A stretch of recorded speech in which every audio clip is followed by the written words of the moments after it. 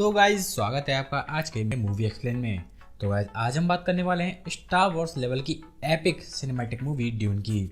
और क्योंकि गाइज ये मूवी इतनी बड़ी और शानदार है इसलिए इसे एक्सप्लेन करना काफ़ी मुश्किल होगा, लेकिन फिर भी मैं कोशिश करूँगा कि आप सभी को पूरी तरह एक्सप्लेन कर सकूँ। और अगर आपने मेरी फ्री गाय मूवी एक्सप्लेन वीडियो नहीं देखी है तो ज़रूर देखें। वीडियो का लिंक मैंने ऊपर सजेशन में डाल दिया है। तो गाइज अब आते हैं इस मूवी की ओर। तो गाइज इस मूवी की स्टोरी आज से लगभग 8000 साल बाद सेटअप की गई है, मतलब साल 10,000 में, जिसमें प्लेनेट अरैकिस सबसे इम्पोर्टेंट दिखा गया है। अरैकिस प्लेनेट काफ़ी टाइम पहले पानी की किल्लत से परेशान होता है और इस पानी की प्रॉब्लम से बचने के लिए कुछ इकोलॉजिकल एक्सपेरिमेंट्स भी किए जाते हैं, लेकिन वो एक्सपेरिमेंट्स वहाँ की सैंड में कुछ स्पेशल स्पाइसेस को ढूंढ लेते हैं, जिसकी वजह से सभी का ध्यान पानी से हटकर उन स्पाइसेस की ओर चला जाता है और सभी हाउसेस उस स्पाइसेस को पाने की कोशिश करते हैं। ये स्पाइस एक तरह की ड्रग है जो यूनिवर्स की सबसे एसेंशियल और सबसे वैल्यूएबल चीज़ मानी जाती है, जो लोगों की लाइफ स्पैन और उनकी अवेयरनेस दोनों को इंक्रीज कर सकती है। इसके अलावा ये कुछ स्पेशल साइकोलॉजी वाले लोगों में स्पेशल एबिलिटीज़ को भी जगा सकती है। इसके अलावा ड्यून यूनिवर्स में ये इतना इम्पोर्टेंट इसलिए है क्योंकि इसकी मदद से इंटरस्टेलर ट्रैवल सेफ और एक्यूरेट किया जा सकता है। स्टार वॉर्स की तरह ये स्टोरी में भी एक एम्परर का जिक्र किया जाता है, जो सभी हाउसेस की टेरिटरी को डिसाइड करता है कि कौन सा हाउस किस इलाके में रूल कर सकता है। एम्परर के ऑर्डर के अकॉर्डिंग स्पाइसेस के रिप्रोडक्शन का काम हाउस ऑफ हार्कोनेंस को दिया जाता है, जो अरैकिस पर रहने वाले फ्रीमैन्स की मदद से स्पाइसेस के रिप्रोडक्शन का काम शुरू कर देते हैं। लेकिन उसके काम होने के बाद हार्कोनेंस फ्रीमैन्स को अपने रास्ते से हटा देते हैं, जिसकी वजह से अब हार्कोनेंस और फ्रीमैन्स के बीच टाइम टू टाइम लड़ाई होती रहती है। इतना सारा टाइम बीतने के बाद अब हार्कोनेंस स्पाइसेस के रिप्रोडक्शन से एम्परर से भी ज़्यादा अमीर हो चुके थे, क्योंकि जैसा मैंने बताया ड्यून यूनिवर्स में ये ड्रग सबसे वैल्यूबल एसेट माना जाता है। लेकिन इसके बावजूद हुक्म अभी भी एम्परर का ही चलता था और इसकी वजह से एम्परर हार्कोनेंस को अरैकिस के स्पाइस प्रोडक्शन के काम से हटा देता है और हाउस ऑफ एट्रेडिस को यहाँ के काम दे देता है। हालांकि एम्परर का एक्चुअल प्लान एट्रेडिस के लोगों को मरवाने का था, क्योंकि पिछले कुछ सालों में एट्रेडिस लोग काफ़ी पावरफुल हो चुके थे और बस उनकी यही बात एम्परर सहन नहीं कर पाता और इसलिए वो उन्हें अरैकिस का काम सौंप देता है, क्योंकि वो जानता है उन पर वहाँ कभी न कभी तो हमला होने वाला है। वैसे इस हाउस ऑफ एट्रेडिस का लगभग हर कैरेक्टर अपने आप में इस स्टोरी के लिए काफ़ी इंपॉर्टेंट है, जिसमें हाउस ऑफ एट्रेडिस का अपकमिंग ड्यूक पॉल, जो इस स्टोरी का हीरो है, उसे अरैकिस और फ्रीमैन्स को लेकर कुछ विजन्स आते हैं। इसलिए इस पार्ट 1 में उसकी एट्रेडिस से फ्रीमैन तक की जर्नी दिखाई गई है, जिसके बाद उसकी माँ लेडी जेसिका, जो एक बेने जेसरिट है जिसके पास कुछ स्पेशल एबिलिटीज़ है जैसे कि टेलीपैथी। और अब आता है एट्रेडिस का ड्यूक लेटो, जो किसी भी तरह अरैकिस के फ्रीमैन्स को अपनी साइड करके डेजर्ट पावर को जानना चाहता है। इन सभी के अलावा इसमें कुछ और कैरेक्टर्स भी हैं, जैसे जेसन मोमोआ डंकन, जॉस बलिंकर्नी और डॉक्टर यूवे। इन सभी मेजर कैरेक्टर्स के साथ हाउस ऑफ एट्रेडिस अपनी अरैकिस जर्नी पर पहुंच जाता है। वहां पहुंचने के बाद हमारे कैरेक्टर सब कुछ समझने की कोशिश में लग जाते हैं कि यहाँ काम कैसे करना है, जहाँ इसी बीच पॉल पर हमला भी हो जाता है।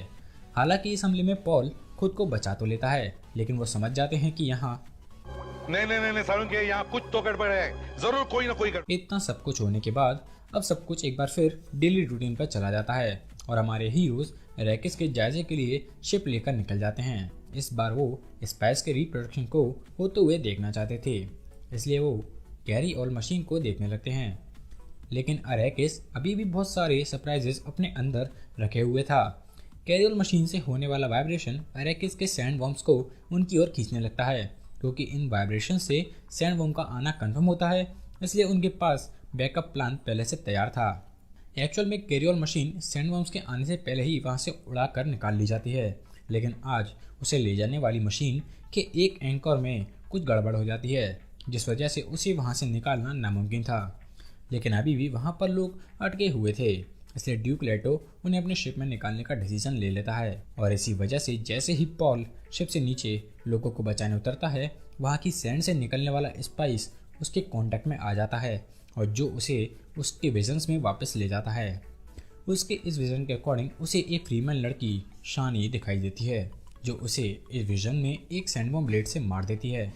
इस ग्लैडी विलन के बाद पॉल जैसी तैसे शिप में चढ़कर वापस अपने घर तो आ जाता है, और जैसा मैंने पहले बताया था कि एम्परर उन्हें यहाँ मरने के लिए ही भेजता है, और इसलिए उनकी मौत का दिन आज रात को आने वाला था।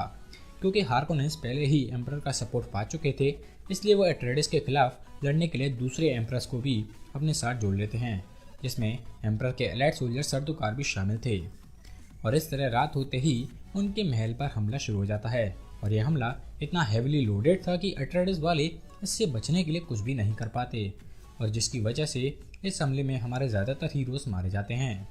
वैसे तो एट्रेडिस वाले इन सभी से अकेले लड़ सकते थे, क्योंकि उनके पास डंकन और गर्नी जैसे बैटल वॉरियर्स थे, लेकिन क्योंकि यह हमला रात में हुआ था और जिसे अंजाम घर का भेदी डॉक्टर यू देता है, इसलिए वो इसे रोकने में नाकाम हो जाते हैं। और इस तरह अब सिर्फ 3 एट्रेडिस हीरोज बचे हुए थे, पॉल, लेडी जेसिका और डंकन। और क्योंकि अब सब कुछ पूरी तरह ख़त्म हो चुका था, इसलिए ये तीनों छुपते हुए उसी एक्सपेरिमेंट वाली इकोलॉजिकल साइट पर पहुंच जाते हैं।